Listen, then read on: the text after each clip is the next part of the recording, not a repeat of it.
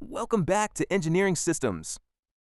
In our last episode, FoodDash learned that simply having a load balancer isn't enough. The way it distributes traffic can dramatically affect both performance and reliability. By choosing the right algorithm, the engineers finally managed to spread requests evenly across their servers, and everything seemed to be running smoothly. Until the product team walked in with a new requirement. FoodDash was growing fast. Customers were using the main app. Restaurants wanted their own dashboard. Delivery drivers needed a dedicated portal, and administrators needed a separate management console. The engineering team planned to build each of these as independent services. Sounds simple enough. After all, they already had a load balancer. But then someone asked a surprisingly simple question. How does the load balancer know which service should receive each request? That question introduces two very different approaches to load balancing, named after layers in the OSI networking model, Layer 4 and Layer 7. Let's start with Layer 4, the transport layer of the OSI model. A Layer 4 load balancer makes its decisions using only network information like IP addresses, ports, and TCP or UDP connections. It doesn't look inside the HTTP request. It doesn't know the URL. It doesn't know whether the request is for a customer, a restaurant, or a delivery driver. Think of it like a courier sorting packages using only the shipping label. It knows where the package came from and where it's going, but it never opens the box to see what's inside.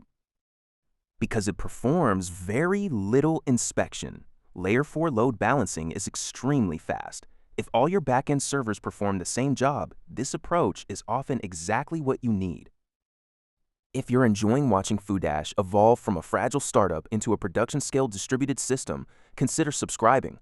Every episode builds on the last one, and we're only getting started. Now let's make our load balancer a bit smarter. Imagine a customer opens fooddash.com. A restaurant owner visits fooddash.com/restaurant. A delivery driver opens fooddash.com/driver. Even though they're all using the same domain, they should reach completely different backend services. A Layer 4 load balancer can't make that decision because it never looks inside the request. This is where Layer 7 load balancing comes in. A Layer 7 load balancer works at the application layer of the OSI model, so it understands the application itself. It can inspect URLs, HTTP headers, cookies, hostnames, even request methods like GET and POST. Now it can route /restaurant to the restaurant service, /driver to the driver platform, and API requests to an entirely different backend cluster. To the user, everything still looks like one application. Behind the scenes, the load balancer is intelligently routing every request to exactly the right service. So, does that mean Layer 7 is always the better choice? Not at all. Layer 4 is faster because it does less work.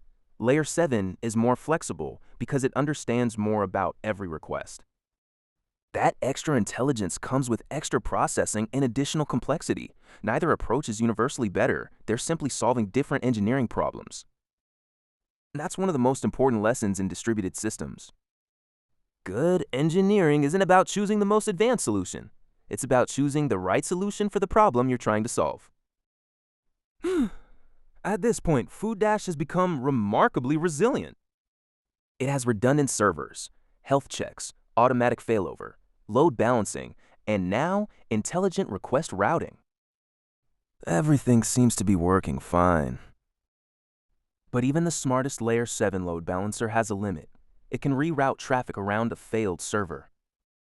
What happens when an entire data center goes offline? That's exactly what we'll explore in the next episode, as FoodDash expands beyond a single location and enters the world of multi-AZ architectures. I'll see you in the next one. Thanks for watching the episode. If you learned something today, make sure to subscribe for more such explainers on system design. Keep learning.